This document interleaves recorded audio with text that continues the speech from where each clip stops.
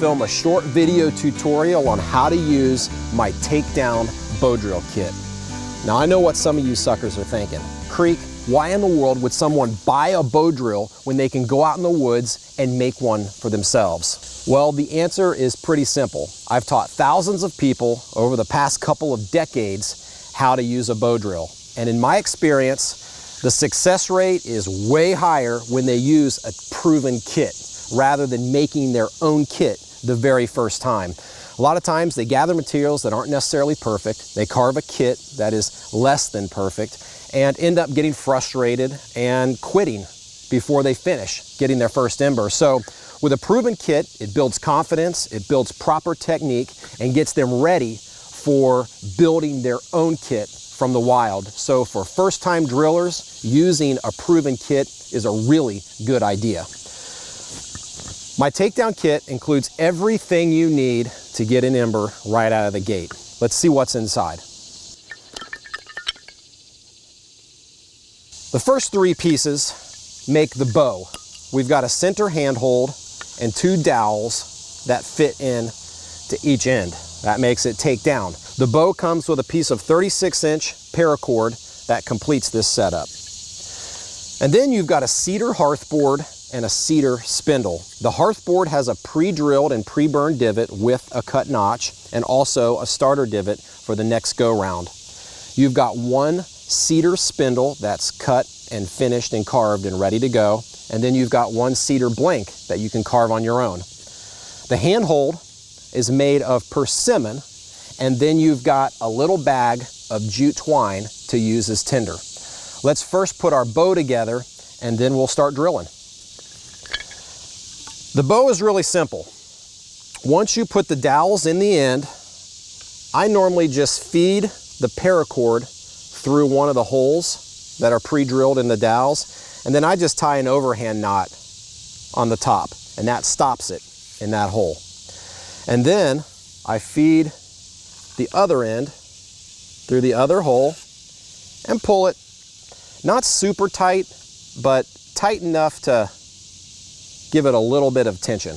You probably have to make some adjustments to this as we go, but it'll at least give us a starting point. And then I just wrap this extra cord around the tip of the bow there and tie two half hitches, which is basically two granny knots in a row. And that holds that bowstring really well. Now when you wrap your finished spindle, you've got a pointy end and you've got a rounded end. You want to put the pointy end toward the top because that's where you want the least amount of friction. You want the rounded end toward the bottom on your hearth board because that's where you want the most amount of friction. We're going to wrap our spindle. There we go. I always wrap my spindle so that it's on the outside of my string rather than the inside of my string. See how it runs along the outside edge of the string versus the inside edge? Before we start drilling, we want to take a piece of bark or shaving or something like that here. Like here's a little piece of bark. You could use a piece of cardboard or a business card. And we're going to place that underneath of our notch. We're going to place that notch right on top of that ember catch is what we call it.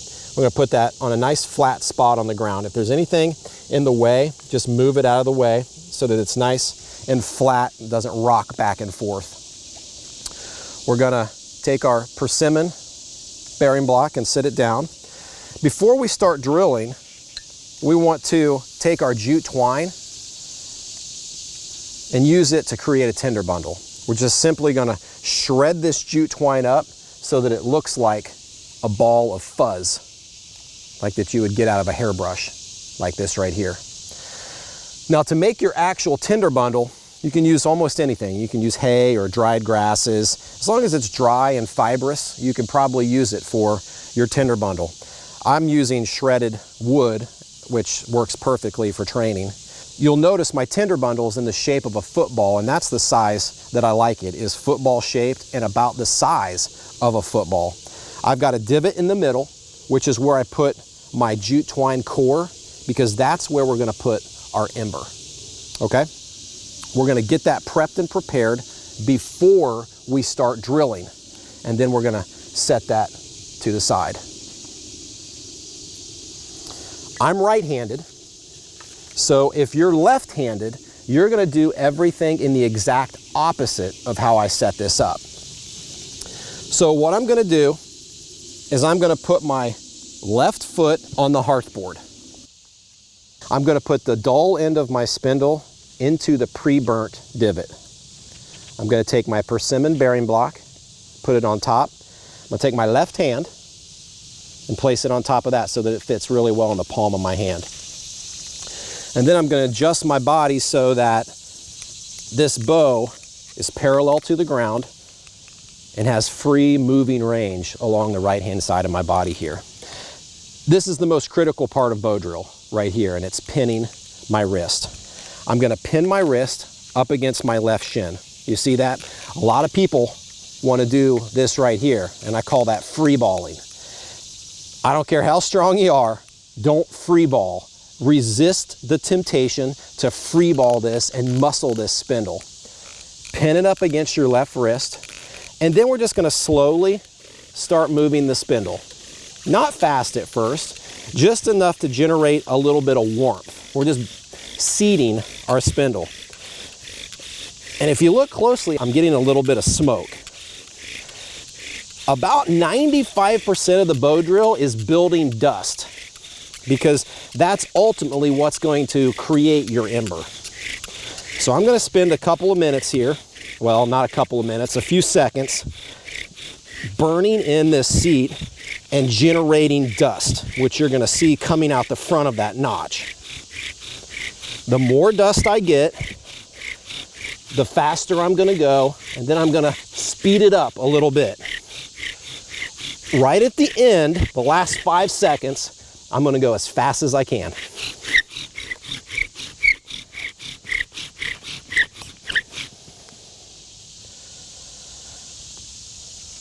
Now, you notice I'm not rushing at all because you have a little bit of time. I'm gonna take a little stick here and I'm gonna push my ember, which is now smoking on its own.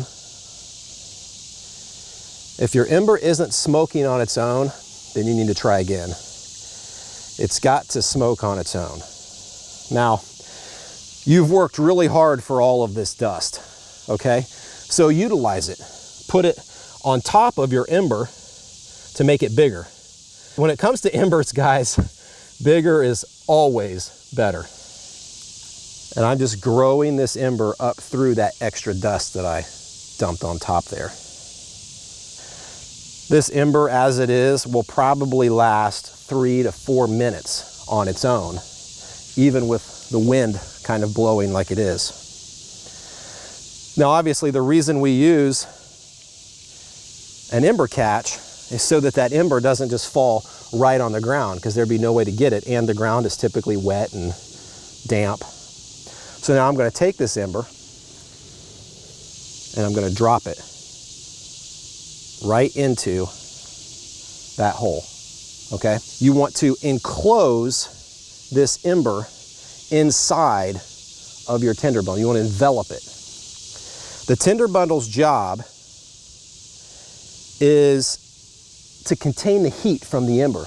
You're going to grow this ember throughout the tinder bundle until it bursts into flame. I'm going to gently blow.